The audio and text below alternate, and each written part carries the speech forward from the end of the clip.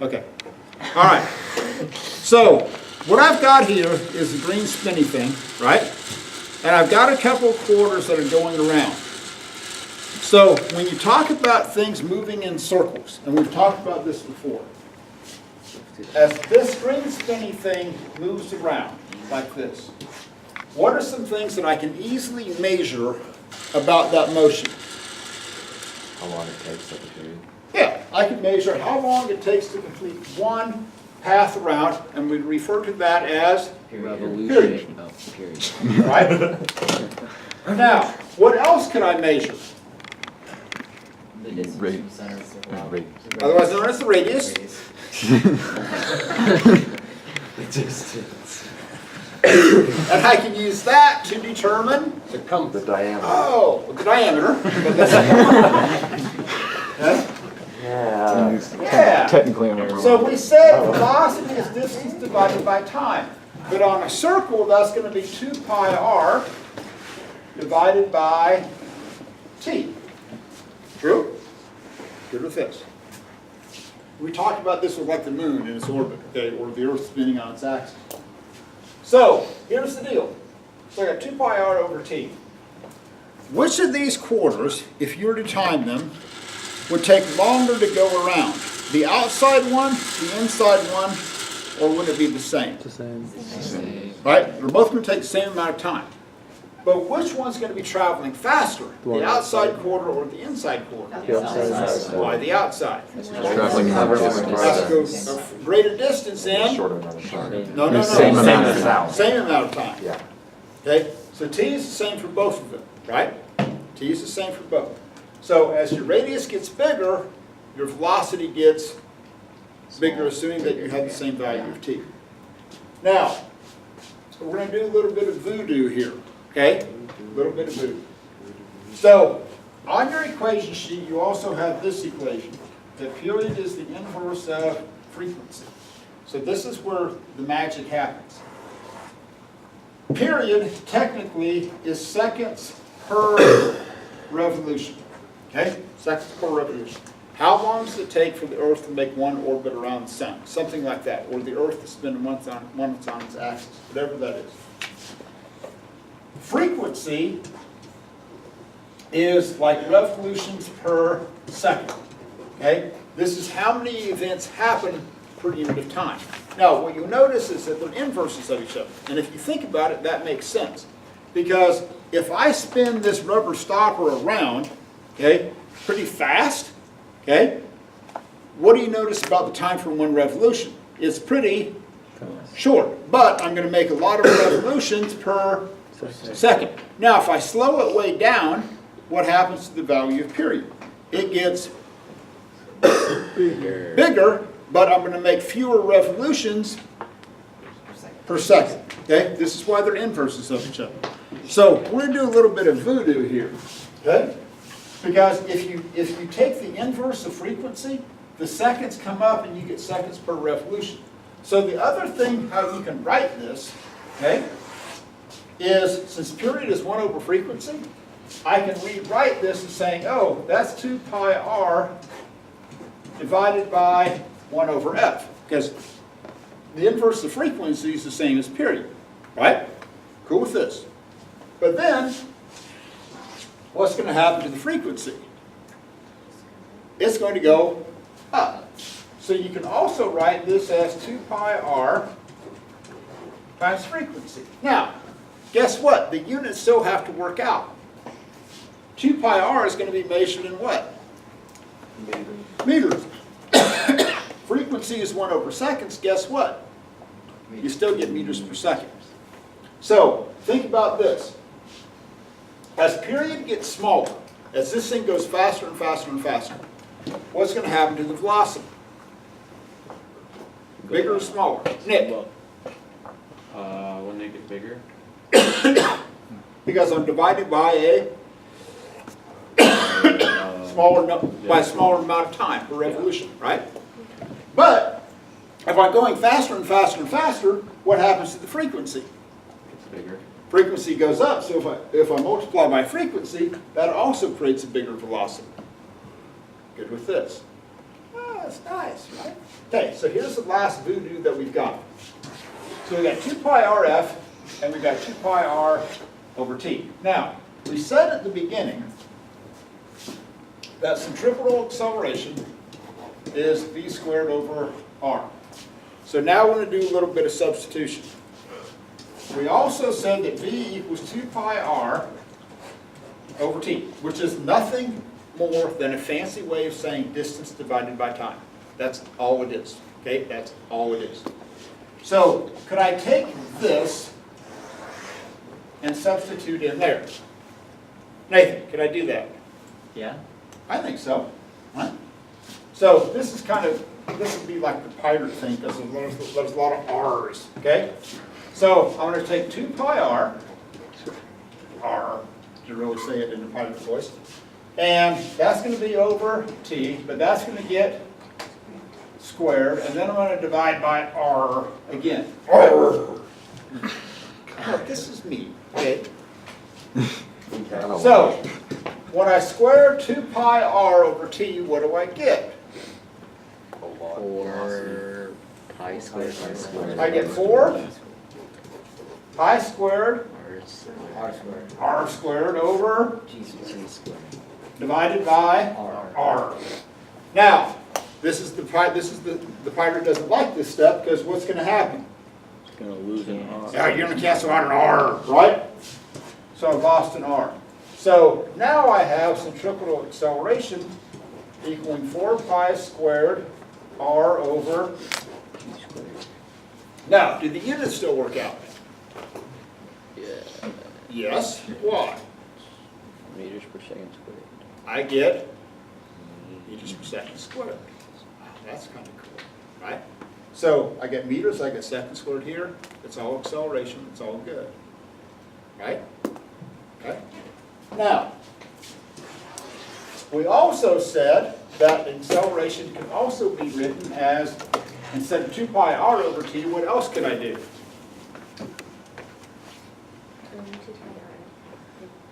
Yeah, I could also write this as 2 pi R times frequency, right? Over squared over R. So all I did was just that same substitution, right? So then if I do this, I get what? 4 pi squared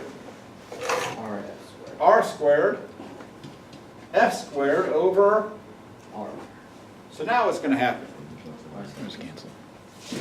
One of those go away, so I get 4 pi squared R times frequency squared. So I still end up with correct units. Yeah, I still get meters per second squared, because frequency is an event per unit of time. Makes sense. Yeah. Yeah, nice, good. Now, here's what you're going to do wrong. Here's what you're going to do wrong. You're going to forget the square of pi, okay? Because most of the time when you all have dealt with pi, it's just been like, 2 pi r circumference, or, pi r squared, okay, for an area. You all aren't used to squaring pi. That's what you're going to do wrong, is forget the square of that value of pi. That's the biggest thing you got going. Okay, go with this. So here's a simple example.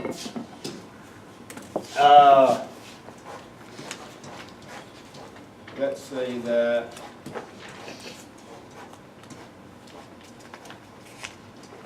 The car? that's a car. It's a pretty nice car, man. Yeah, it's a cool car. It's a rad car. There you go. Okay? Ooh, detail. Hey. Whoa. Bird candy. Artists. Pretty good car. Hot rod. We'll even flame it. Yeah, that's a keeper right there. That's nice. But it runs on electric, right? Yeah. Yeah, okay. Headlights. All right, so, It's not That's illegal. that's a keeper. Well, might need That's a door. keeper. okay. So, we got this car driving around in a circle, right? Right. Perfect. So, driving around in a circle like this. It's doing donut. Is it going to accelerate? Yes. Yes. Yes, right? Now, here's the leap of faith that you have to take. Up to this point, when we've talked about acceleration, what have we been talking about changing? The magnitude or the direction? Magnitude. Did it speed up? Did it slow down? Okay? In these problems, we're going to keep the magnitude the same, but now we're going to talk about changing the direction. Okay? So, whenever you're told, like this thing is going like 20 meters per second. Okay, let's make it 10 meters per second. Okay? So if this thing is going at 10 meters per second, then it's going to be traveling in a circle, let's say with a radius of 25 meters. Okay? So as soon as you make this thing move in a circle, it immediately begins to accelerate. How do you know that it's accelerating? Because what's it not doing? It's not going in a straight line. So this is where you can kind of freak people out. So you can set your cruise control at say 10 miles an hour and drive around in a circle. So you're keeping the magnitude of your velocity vector the same because you're moving at 10 meters per second as you drive around in a circle. But are you still accelerating? Yeah. Yes, you're accelerating because what are you doing? Changing direction. Changing the direction of your velocity vector. Okay? So you can still accelerate, but still your speedometer won't change. Okay? So this is why we call it a speedometer and not a velocimeter. Because all it tells you is how fast you're going. So, but as soon as you make that car move in a circle, then it begins to accelerate. So, car's going around like this, right? So, here's what I don't want you to do, okay? Don't look at this and go, oh, that's v squared over r, but then you get wrapped up into going, oh, well, velocity is 2 pi r over t, and you think you have to have the radius, and then you think you have to solve for t, and no, they don't, okay? If I give you the velocity straight up at 10 meters per second, don't make this complicated. Seriously, don't make this complicated. So this is just going to be nothing more than 10 meters per second squared divided by 25 meters, and you're going to get 4 meters per second. Okay? All right, most cars, like a linear acceleration, if you really, really romp on it, might get 7 or 8, maybe 9 meters per second squared. Okay? So this is like a decent acceleration for a car. Okay? Now, here's the million-dollar question. If you subscribe to the fact that this car is accelerating, your acceleration has to be pointing in a particular direction. What's the direction of the acceleration? I'll give you 3 options. One is your acceleration vector is pointing out. Okay? That's an option. Your acceleration vector is pointing tangent to the circle, or your acceleration vector is pointing towards the inside. Audi, any, tangent to the circle. Everybody cool with an any? Yeah. Why? Because that's how it works. Because that's how it works. Jason. Well, let's go beyond that's how it works. You're turning it in towards Yeah. Yeah. Car wants to go in a straight line, right? Pulling it in is. You're pulling it in, so therefore the force has to be acting inward. Now, you have to be tricky about sometimes how they word questions about centripetal acceleration vectors. The centripetal acceleration vector itself is always continuously changing. The magnitude stays the same, but the direction of that centripetal acceleration is always acting inwards. So the magnitude stays the same, but the direction doesn't. Because when that car gets down to here, that acceleration vector is pointing up, in effect. When you get over here, it's pointing this way. So it's always going to travel in a straight line. Okay, it always wants to travel in a straight line. But your acceleration vector, do not make this difficult. Your acceleration vector always acts inward at a right angle to your instantaneous velocity. Change that. Instantaneous velocity vector. So these are always at right angles. So if you look at like a rubber stopper going around, okay, it always wants to fly off in a straight line.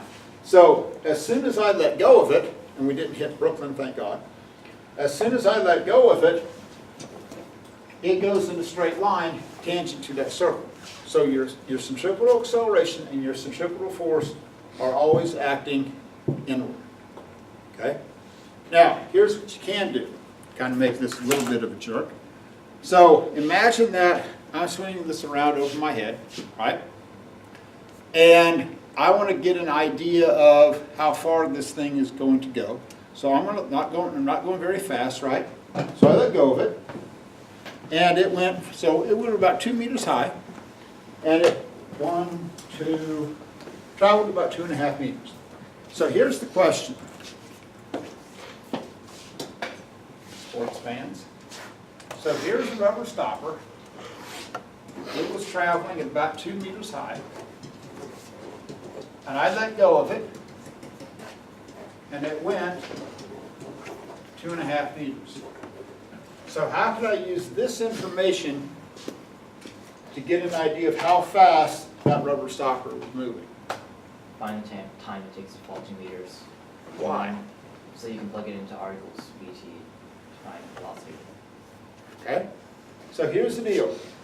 Does the fact that it was moving in a circle affect the time that it takes to fall? No. No. Because if I just, as long as it's horizontal, okay, so this is where you go back to the lemming problems. As long as that thing was traveling horizontally, whether it has a horizontal velocity or not, guess what? It's still going to take the same amount of time to fall. So here's the question. What can I use to figure out how long it takes to fall 2 meters? Gravity. Gravity? Yeah. Keep going. What'd you say? I said two distance. No, let's not go down that road. 1/2 AT squared. Oh. Distance equals 1/2 AT squared plus V naught time. Now, again, what happens in the Y. X stays in the X. What happens in the Y stays in the Y. Y. So even though this thing is spinning around, does it have an initial horizontal velocity? Yes. It does, but is that going to affect what happens in the vertical direction? No. No. So vertically, this is going to be 0. Even though it's moving, but it's not in the direction that gravity is going to act. So I can go, oh, 2D over A, right? Boom, here we go, easy peasy. I can get the time. So I can take 2 times 2 meters, divide that by 9.8 meters per second squared. So I'm going to take 4 and divide it by 9.8 and square it back. I should know this by now. 0.638. It's what, Or 0.638? 0.639. 0.64 seconds. Okay? Now that I know that it took 0.64 seconds to fall, now what could I do? 2.5 divided by 9. Yeah, since it traveled 2.5 meters, okay? So now horizontally, once it lets go with the string, this Jedi Stofel thing, stop the force and watch. I stop applying the force and I watch what happens to that rubber stopper. Oh, it goes in a straight line. It goes in a straight line horizontally, but why does it curve vertically? Gravity, right? It's kind of this cool thing that this rock that we're on has. Okay, if we didn't, we wouldn't be here having this discussion. So, gravity is going to make it travel down a curved path. Now, if I was swinging that thing around and I could shut off gravity at the exact second that I let go of it, what would it do? Yeah, it would go in a straight line, completely horizontal, and tangent to the circle. But because we have gravity, it takes that curved path. So I go, oh, I know it traveled 2.5 meters. So you know that range equals Vx time, which is nothing more than this fancy equation without the acceleration part. All we've done is take out the acceleration horizontally because there's no force horizontally. Oh, that's distance equals velocity times time. So if I take the 2.5 meters and divide that by that time of 0.64, I get what? 3.9. 3.9 meters per second. So that's how fast it was going when I let go of it. So if I can measure the projectile path, I could figure out how fast that thing had to be going. Now, what do I have to calculate the centrifugal acceleration? Radius. Yeah. So if I go v squared over r, okay, right? 3.9 meters per second, divided by radius of, let's say, 0.25 meters, then that's it squared. 61 in the corner. Yeah, so 61 meters per second squared. Divide that by 10, it's about 6 Gs. So if you're the rubber stopper, you would feel 6 times heavier than you do right now. Okay? Yeah. Good? Okay. All right. I'm done. So you've got, so here's the schedule. Today's Wednesday. I hate Wednesdays. So you got the rest of the time to work on the assignment, which is due on Friday. We'll review tomorrow, and the big test is on Friday. So, there you go. Just like the chair? Yeah. Okay.